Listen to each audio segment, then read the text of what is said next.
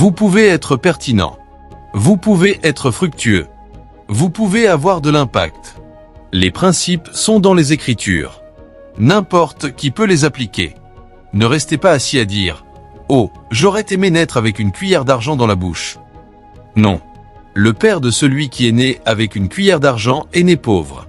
Et le gars avec une cuillère d'argent, s'il n'apprend pas ce secret, il deviendra pauvre. J'ai entendu parler du cycle de la vie. Quelqu'un a dit que ceux qui marchaient à pied ont donné naissance à ceux qui montaient à cheval. Et ceux qui montaient à cheval ont donné naissance à ceux qui conduisaient des Rolls-Royce. Ceux qui conduisaient des Rolls-Royce ont donné naissance à ceux qui ont acheté des jets privés. Et puis, ceux qui ont acheté des jets privés ont ensuite donné naissance à ceux qui marchent à pied. Parce que l'homme travailleur, qui luttait, a enseigné des valeurs à ses enfants. Ils se sont élevés grâce à ces valeurs. Lorsqu'ils sont devenus riches, ils ont oublié les valeurs. Et ainsi, les riches ont donné naissance à des enfants gâtés. Et les enfants gâtés sont devenus pauvres. Donc, où que vous soyez, c'est un avantage. Multipliez simplement vos valeurs. Ne soyez pas naïfs dans la vie. Assurez-vous que votre compte, tant physique, moral que spirituel, soit rempli. Je vous le dis, assurez-vous-en. Certains d'entre vous transpirent à longueur de journée pour essayer de nourrir leur compte physique. Pendant ce temps, votre compte moral est en faillite. Votre compte spirituel est en faillite. C'est pourquoi il y a certains niveaux dans la vie où vous ne pouvez pas entrer. Un homme peut être riche auprès des hommes et pauvre auprès de Dieu. Combien d'entre vous ont lu la parabole de l'homme qui a rempli sa banque et a dit « Ce soir je vais dormir » et Dieu a dit « Fou que tu es, ce soir ton âme te sera redemandée ». Il était riche auprès des hommes, mais il était pauvre auprès de Dieu. Il avait une monnaie physique, mais il manquait de monnaie morale et de monnaie spirituelle. Des hommes riches s'élèveront d'ici ce soir. Premièrement, la monnaie morale, la discipline et la gestion du temps. La plupart d'entre vous ne savent pas que la compétence dans la gestion du temps est une monnaie légale très forte en ce qui concerne l'acquisition dans la vie. La façon dont un homme gère le temps est en soi une monnaie. Certaines personnes sont là où elles sont parce qu'elles ont gaspillé tout leur temps. La Bible dit dans Ecclésiaste 3h1 qu'il y a une saison pour tout, et un temps pour chaque but sous le soleil. C'est pourquoi ceux qui savent gérer le temps parcourent beaucoup de chemins dans leur destinée. Dans Éphésiens 5, 15-16, il est dit de racheter le temps, car les jours sont mauvais. Dans le psaume 90, 12, il est dit « Enseigne-nous à bien compter nos jours, afin que nous appliquions notre cœur à la sagesse. » Ainsi, lorsqu'on trouve un homme qui gère son temps, il maximise les opportunités et prend une grande avance dans sa destinée, ce qui devient un avantage pour lui.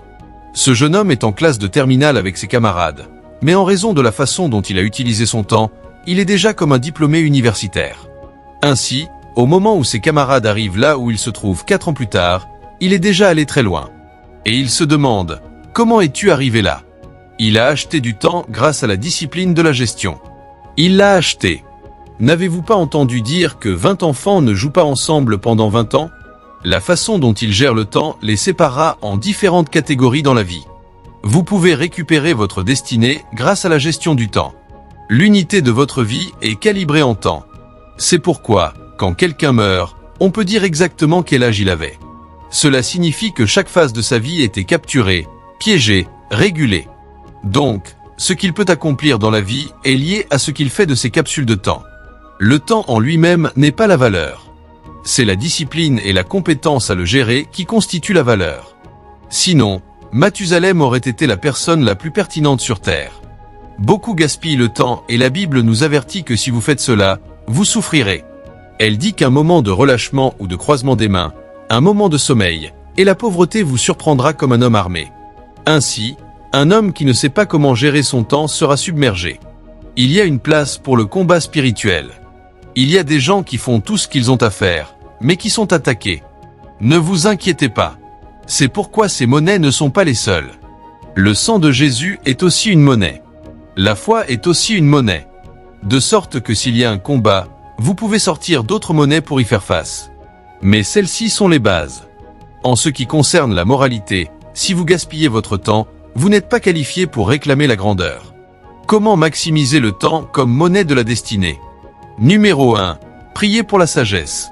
Psaume 90, 12. Enseigne-nous à bien compter nos jours afin que nous appliquions notre cœur à la sagesse. Numéro 2. Donnez la priorité aux valeurs plutôt qu'aux plaisirs. Les valeurs, et si je puis dire, le royaume. Matthieu 6h33. Cherchez premièrement le royaume de Dieu et sa justice. Il est dit que tout ce que les hommes recherchent vous sera donné par-dessus. Ainsi, un homme qui acquiert de la valeur avec son temps reçoit en plus ce que les autres achètent avec de l'argent. Il y a des gens dans ce monde qui n'ont jamais acheté de voiture. Ils transportaient tellement de valeur que chaque fois qu'ils avaient besoin d'une voiture, elle venait comme un cadeau. Des terres sont offertes à certaines personnes en raison de leur valeur. Ils ont construit tellement de valeur avec leur temps que chaque seconde de leur vie renferme une immense valeur.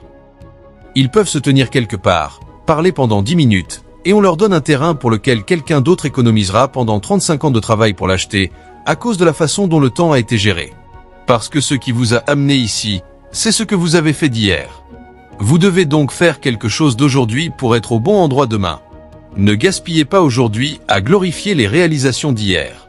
La réalisation de demain attend ce que vous ferez d'aujourd'hui. Nous sommes pauvres. La plupart d'entre nous sont pauvres parce que nous croisons les jambes et regardons des films pendant un mois. Je ne dis pas de ne pas vous accorder de repos ou de rafraîchissement par tout ce qui vous aide à relâcher la pression. Je ne dis pas cela, de temps en temps je le fais. Quand j'ai fini mon travail, je m'accorde du repos. Il y a des moments où je vais jouer à des jeux. Mais c'est après avoir fini mon travail, parce que mon travail n'est pas un plaisir. Aram est ici. Je suis allé avec lui quelque part pour prêcher et parler à des hommes d'affaires.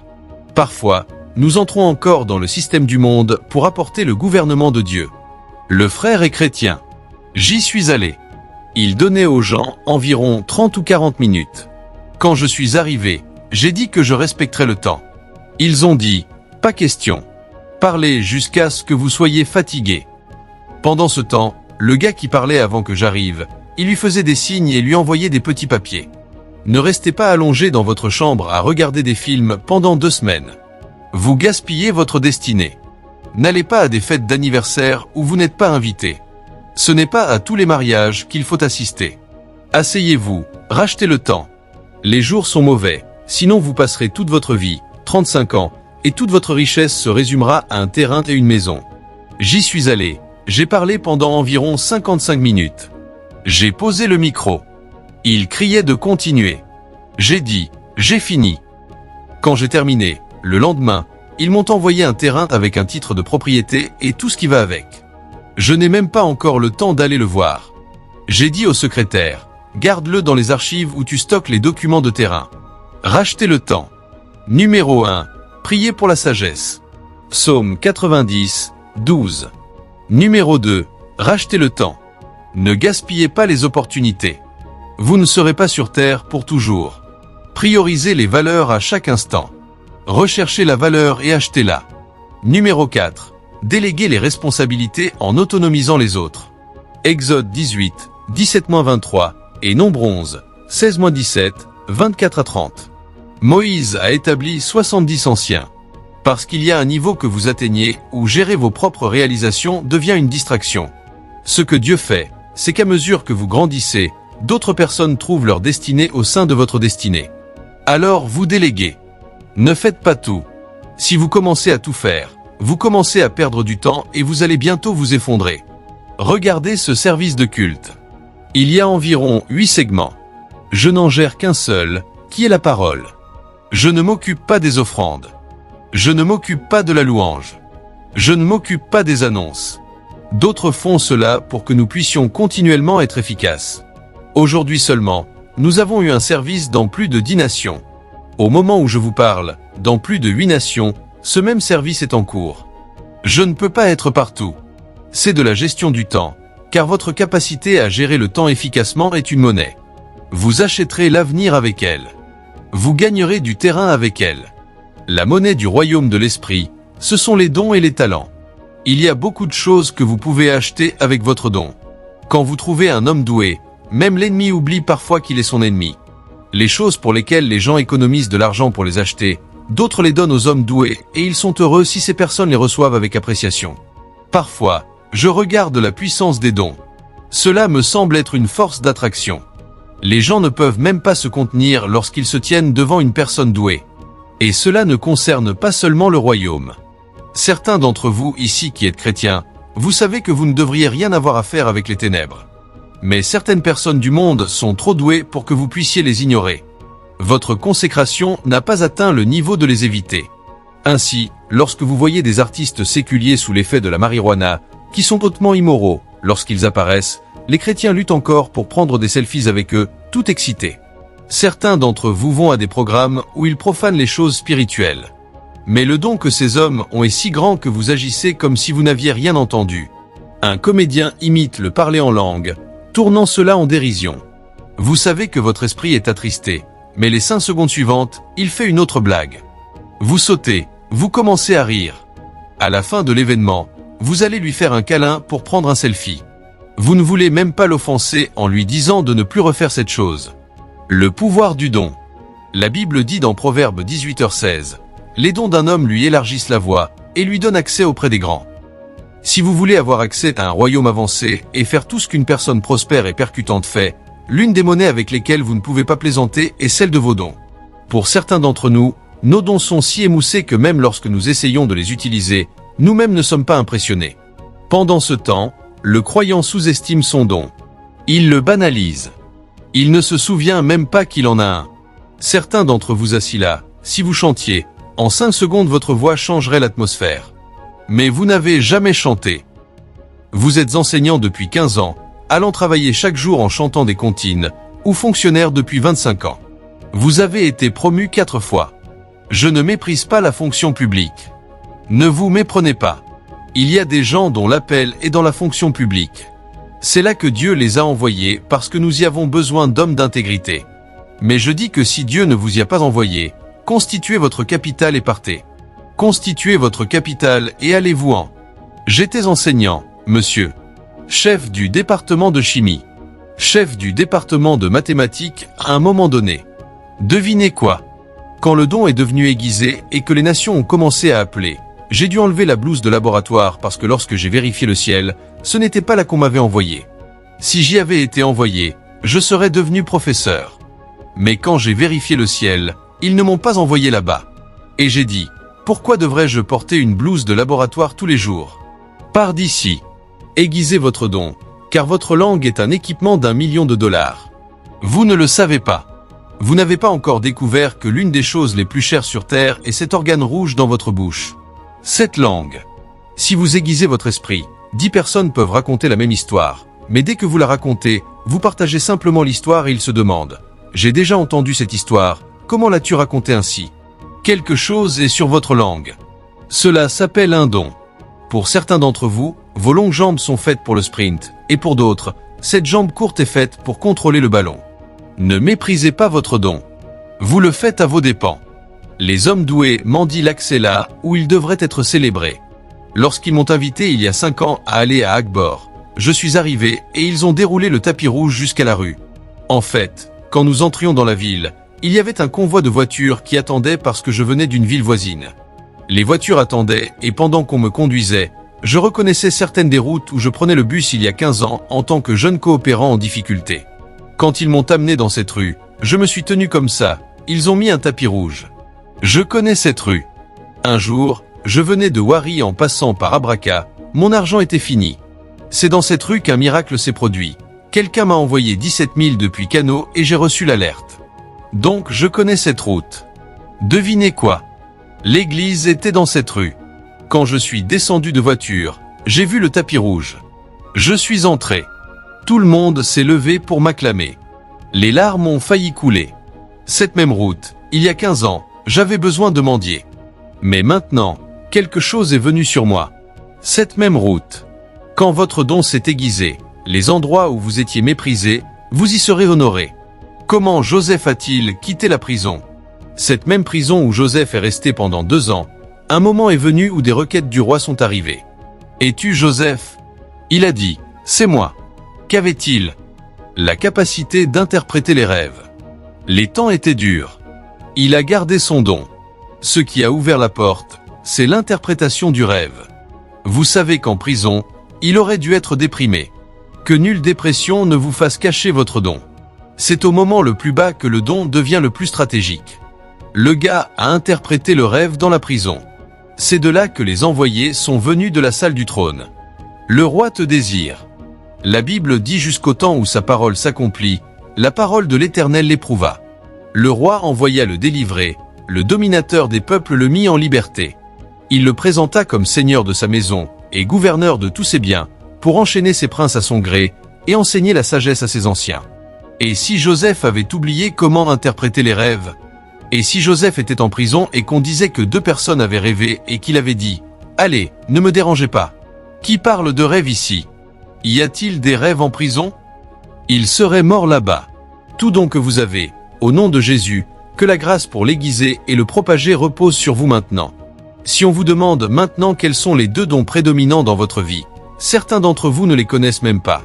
Et certains d'entre vous les connaissent, mais vous ne les avez pas assez développés pour attirer l'attention de votre génération. Pourtant, les nations viennent à votre lumière, et les rois à la clarté de vos rayons. C'est pourquoi vous soumettez des propositions, soumettez des candidatures, et les portes ne s'ouvrent pas, laissez briller votre don. Même dans la forêt, ils vous trouveront. Comment découvrir et activer votre don? Numéro 1. Par le service. Quand vous avez un don, n'attendez pas d'être payé. Offrez-le. Soyez bénévole. Servez. Un jour viendra où, même si vous êtes bénévole, l'excellence de votre manifestation sera telle qu'ils sauront que c'est un péché pour vous de le faire gratuitement. Certaines personnes n'ont pas aiguisé leur don, mais elles veulent commencer par le monétiser. Vous n'avez pas encore de plateforme ici. On vous dit de chanter, vous chantez mais personne n'est touché. Ce n'est pas le moment d'attendre de l'argent. En fait, si vous le faites pour l'argent, vous l'avez corrompu. Ne le faites pas pour l'argent. Mais il y a un niveau auquel vous l'aiguiserez, et il devra attirer l'argent, que vous le vouliez ou non. Le service. Rien ne l'active comme le service. Pierre nous exhorte dans une Pierre 4h10, que chacun de vous mette au service des autres le don qu'il a reçu, comme de bons dispensateurs des diverses grâces de Dieu. Si vous avez le don de raconter des histoires, chaque fois qu'on joue une pièce de théâtre, racontez des histoires. Vous avez le don de chanter, à chaque occasion de chanter, chantez. Vous avez le don de faire rire les gens, partout où les gens sont déprimés, faites-les rire. N'attendez même pas une scène. Même à la maison. Un moment viendra où le don vous donnera une plateforme. Mais ce n'est pas là qu'est la gloire. Un autre moment viendra où vous deviendrez vous-même la plateforme. Vous ne chercherez donc pas de plateforme. Même si vous allez dans un désert et que vous vous y tenez, les nations viendront là. C'est au moment où vous devenez une plateforme que votre don peut alors avoir une valeur financière. Sinon vous le corromprez. Le don est une monnaie. Numéro 2. À partir du service, passez ensuite à l'exercice constant du don. Le service vous donne une plateforme pour découvrir et activer le don. Ensuite, vous commencez à exercer consciemment le graphisme du don. 2 Timothée 1h6. C'est pourquoi je t'exhorte à ranimer le don de Dieu qui est en toi par l'imposition de mes mains. 1 Timothée 4, 14-15, il est dit, occupe-toi de ces choses, donne-toi tout entier à elles, afin que tes progrès soient évidents pour tous. Si vous avez trouvé un don, exercez-le. Exercez-le. Numéro 3. Lorsque vous l'exercez, ne vous arrêtez pas là. Obtenez du mentorat parce qu'il y a des ficelles que vous ne serez peut-être pas capable de démêler par vous-même. Proverbe 27, 17. Comme le fer aiguise le fer, ainsi un homme aiguise le visage de son ami. Obtenez du mentorat. Et enfin, ne le négligez pour aucune raison, car à mesure que vous grandissez, un moment viendra où le découragement viendra, les oppositions viendront. Quel que soit le découragement, vous faites rire les gens, quelqu'un vous a fait pleurer, vous pleurez, ils disent qu'ils ont besoin de quelqu'un ici, essuyez vos larmes, allez devant le miroir, faites comme ça, forcez-vous à rire, puis allez jouer. Si vous négligez ce don, vous souffrirez dans votre avenir. Paul a dit dans 1 Timothée 4h14, ne néglige pas le don qui est en toi, et qui t'a été donné par prophétie avec l'imposition des mains du collège des anciens. Les dons sont si puissants qu'ils peuvent être naturels et ils peuvent être spirituels. Ils traversent toutes les catégories de monnaie, et c'est important parce que c'est l'un des moyens les plus rapides de faire avancer le royaume. Regardez Joseph. Il s'est juste tenu là, a interprété le rêve de Pharaon, lui a donné de la sagesse. C'est ce que je fais en prison d'ordinaire. Le roi dit, ici, ce n'est plus la prison. Ce que tu as fait ici maintenant a fait de toi le second commandant en Égypte. C'est grâce à cette force qu'il a préservé le peuple de Dieu pour une génération. Israël serait mort de faim parce qu'il n'y avait de la nourriture qu'en Égypte. Et un moment est venu où l'argent physique s'est épuisé. Mais vous savez quoi? Vous commencez à dépenser le don quand il n'y a plus d'argent. Parce que le don peut produire de l'argent et ce que l'argent ne peut pas produire. Ainsi, lorsque la nourriture de Jacob et de ses fils s'est épuisée, le don de Joseph coulait toujours. Et ils ont amené 70 d'entre eux en Égypte, et les ont nourris pendant toute une génération. Certains d'entre vous ont honte de manifester leurs dons. Vous êtes venus et vous avez chanté. Des gens malveillants vous ont regardé et ils voulaient que vous soyez découragés. Quand vous chantez, ils font la grimace. Quand ils font cela, levez les yeux et chantez de tout votre cœur. Ils ne sont pas votre public. Vous êtes venus apporter une exhortation, et pendant que vous parlez, l'un s'en va par là, un autre par ici. D'autres regardent leur téléphone comme s'ils faisaient quelque chose de plus important. Oubliez-les, les anges entendent. Élie a dit, devant le Dieu vivant de qui je me tiens. Certains d'entre vous, après avoir donné une exhortation, vous êtes partis. Toute la semaine, tout ce que vous avez entendu, c'était « Regarde-le. Il est monté là-haut. » On lui a dit de parler de la Bible. Il était juste là à étaler tout son orgueil et son arrogance. C'est pour ça qu'ils n'iront nulle part. Vérifiez votre cœur. Y a-t-il de l'orgueil? Si c'est de l'orgueil, Seigneur, pardonne-moi. J'apprends encore. Mais si ce n'est pas le cas et que vous voyez que c'est de la jalousie à l'œuvre, la prochaine fois que vous venez, venez comme un prince. M'avez-vous déjà vu venir ici en t-shirt? Non, monsieur. Si vous portez quelque chose, vous le savez.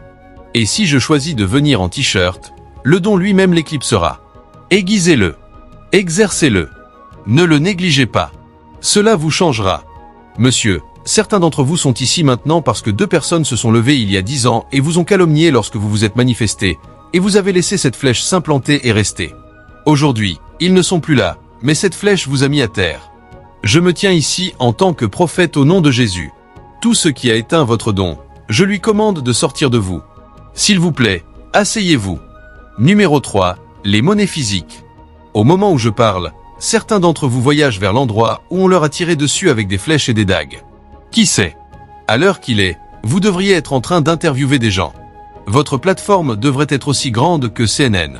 Mais quand vous avez commencé, ils ont dit « Qui es-tu » Tous ces gens avec de grands yeux. Je vous l'ai déjà dit, ne soyez pas ambitieux pour vous-même, mais en même temps, refusez d'être médiocre. C'est de l'ambition si c'est pour soi-même. Mais si c'est pour la gloire de Dieu, le bien-être de l'humanité avant soi-même, donnez-vous Y à fond. Qu'ils disent ce qu'ils veulent. C'est pourquoi nous sommes en retard en Afrique. Nos professeurs vivent ici, vont à des séminaires académiques. Devinez qui siège avec eux dans ces séminaires. Des docteurs de 23 ans. Ceux qui ne pourraient pas être leurs assistants ici. Ils sont leurs collègues. Lorsqu'ils vont à des séminaires internationaux, ils rejettent leur culture étroite et leur serrent la main comme à des collègues. Mais quand ils reviennent en Afrique, qui es-tu? Ce n'est plus une question d'intelligence. Je ne parle pas contre les valeurs morales. Mais je dis que nous avons fabriqué des médiocres à partir de nos générations. C'est l'intégrité. Le caractère est une monnaie légale. Il y a un niveau que vous atteignez dans la vie où même si vous avez tout l'argent du monde, personne ne fera d'affaires avec vous à moins que vous ne disiez que c'est arrivé et que cela signifie vraiment que c'est arrivé. À moins que vous ne disiez « j'ai 10 cartons » et que vous ayez effectivement 10 cartons, parce que les gens avec qui vous traitez sont des personnes à enjeu élevé, ils n'ont pas de temps pour la comédie. Alors quand quelqu'un vous dit « j'ai besoin de 5 cartons », vous ne savez pas ce que cela implique. Une nation peut en dépendre, un président peut en avoir besoin. Il ne veut donc pas venir dans votre bureau plus tard et s'entendre dire « les gars, désolé, je pensais que les cartons viendraient mais ils ne sont pas venus. » Oh, vous ne savez pas que le sommet est instable. Vous n'aurez pas de chance. Ce carton, personne ne l'achètera plus. Demandez aux gens qui sont riches. L'intégrité est incontestable. Si on vous dit demain à midi d'aller là-bas, ils y sont avant l'heure. S'ils vous disent « je peux faire ça », vous n'avez pas besoin de leur rappeler qu'ils le peuvent. La plupart des hommes pauvres sont pauvres parce qu'ils manquent d'intégrité. Vous penseriez que les gens qui n'ont pas grand-chose sont ceux qui devraient être fiables. Vous vous tromperiez. Vous verrez de la comédie. Ils vous diront 5 choses, 4 seront fausses ou seront un mensonge. Laissez-moi vous montrer les Écritures. Proverbe 22h01. Ce sont des monnaies. Il est dit qu'une bonne réputation est préférable à de grandes richesses. Une bonne réputation, parce que dans le domaine du pouvoir, le nom est supérieur à l'argent. En fait, c'est dans le contexte de l'intégrité que même votre nom devient une monnaie. Quand un homme construit son intégrité au fil du temps, son nom devient une monnaie. Vous pouvez donc aller quelque part et dire « Monsieur m'a demandé de venir prendre cela », et ils peuvent vous donner quelque chose qui vaut des milliards s'ils confirment que monsieur l'a dit.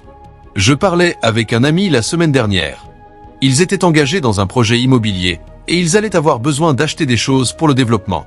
Et je ne dis pas de vérifier quand vous envoyez quelqu'un acheter du pain, je donne juste un exemple. Mais ils sont secrets avec tout afin d'avoir l'opportunité de faire tout ce qu'ils veulent et qui n'est pas moralement correct.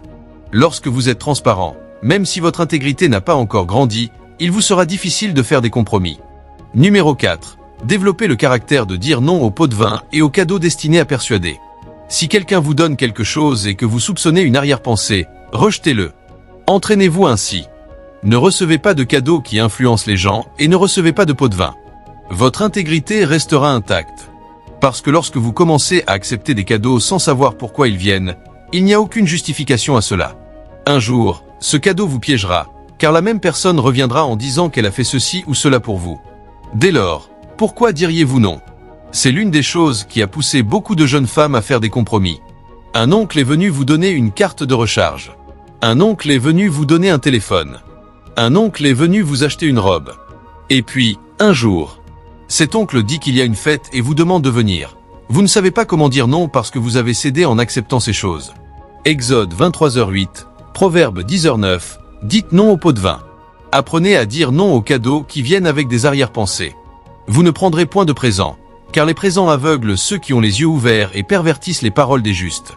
Pourquoi pensez-vous que beaucoup d'hommes de Dieu, dès qu'ils commencent à entrer dans la maison du gouvernement, ne peuvent plus dire la vérité? On leur donne des enveloppes qui n'ont aucune justification. Et demain, cette même personne fait que ces hommes n'ont plus le droit moral de parler. Construisez l'intégrité. Que vous soyez un prédicateur ou que vous soyez dans les affaires, c'est une monnaie dans l'esprit. C'est ainsi que Daniel a survécu à Babylone. La Bible dit que Daniel et ses amis, Daniel 1, ont refusé de se compromettre avec la portion d'aimé du roi. Ensuite, ils étaient meilleurs que tous les autres. Au chapitre 5, il est devenu Premier ministre. Construisez l'intégrité. Ne vous inquiétez pas si cela semble lent.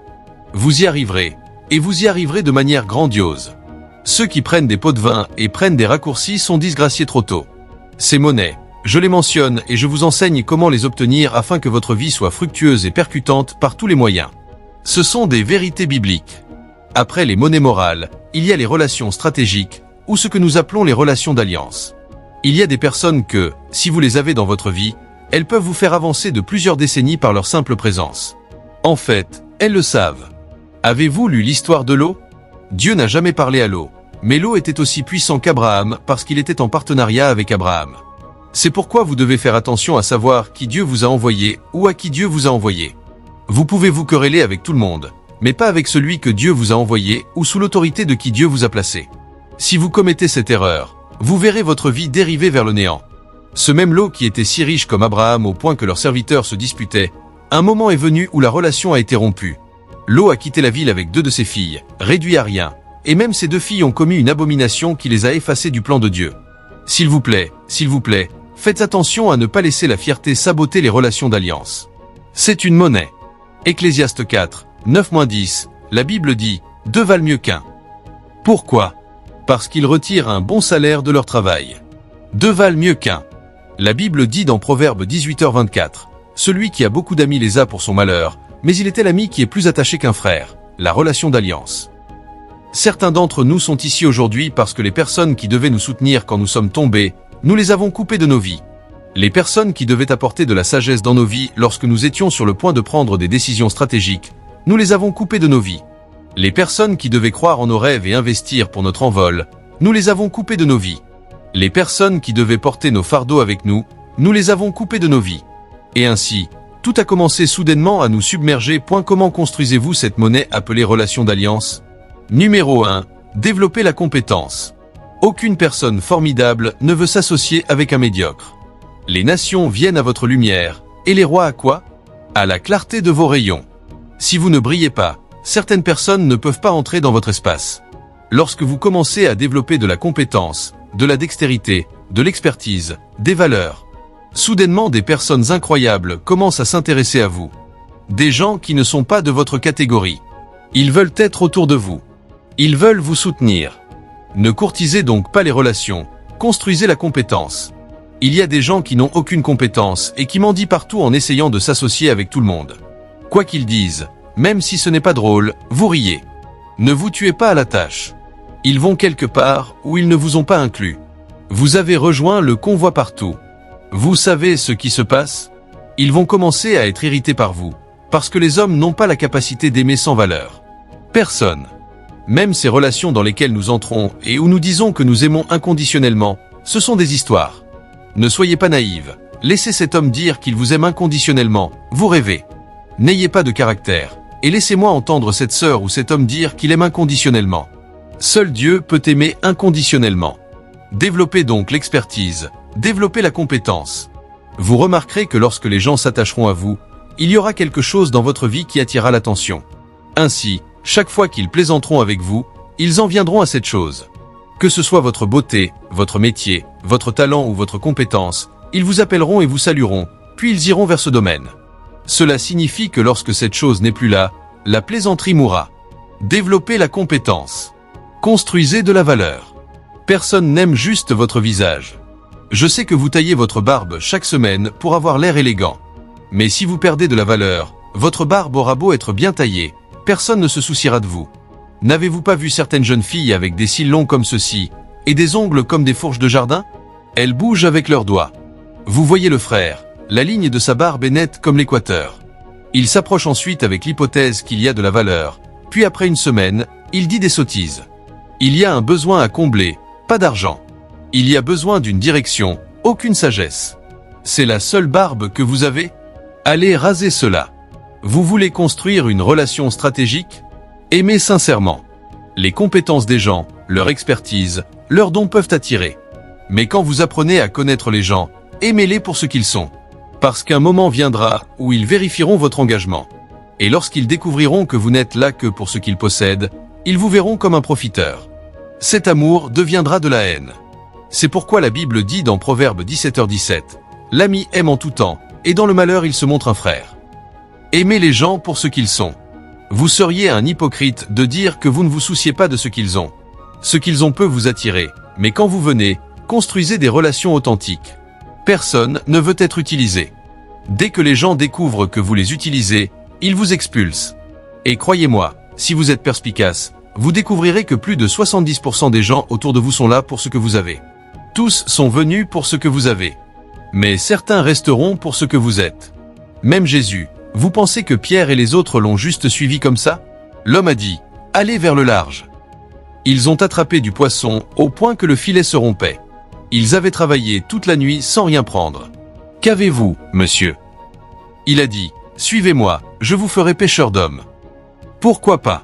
Quand ils l'ont dit à Nathanaël, il a dit à Philippe. Non, ils l'ont dit à Philippe. Philippe l'a dit à Nathanaël.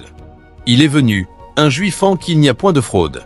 Ils se sont chuchotés, c'est le Messie. C'est lui. C'est lui. Ils ont suivi. Tout le monde viendra pour ce que vous avez, mais certains resteront pour ce que vous êtes. Ne vous inquiétez pas de la manière dont ils sont venus, mais inquiétez-vous de la raison pour laquelle ils restent. Et sélectionnez vos amis parmi ceux qui restent pour vous. Construisez votre cercle restreint parmi ceux qui restent pour vous. Si vous faites l'erreur d'être naïf, vous serez abandonné au jour de la détresse. C'est pourquoi vos vrais amis sont ceux qui se sont tenus à vos côtés dans le malheur. Observez Jésus. Je vous ai dit qu'il avait un groupe de 500 disciples, puis un groupe de 120, un groupe de 70, de 12, de 3 et de 1. Vérifiez leurs états de service.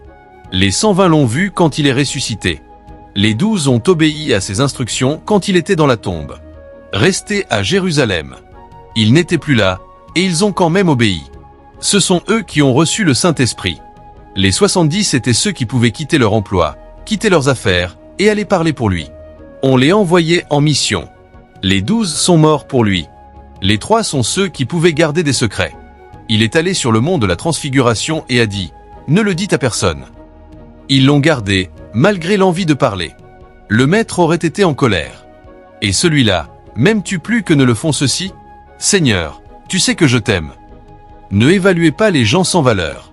Ne les évaluez pas sans loyauté, vous seriez naïf. Certains d'entre vous rencontrent quelqu'un il y a 2 semaines, et c'est déjà votre frère. Partout où vous êtes, il est là. C'est pourquoi votre vie est sans protection. Les rois ne se font pas des frères à la légère. Il y a une place pour l'alliance et la loyauté. Cela doit être prouvé parce que chaque position doit se mériter.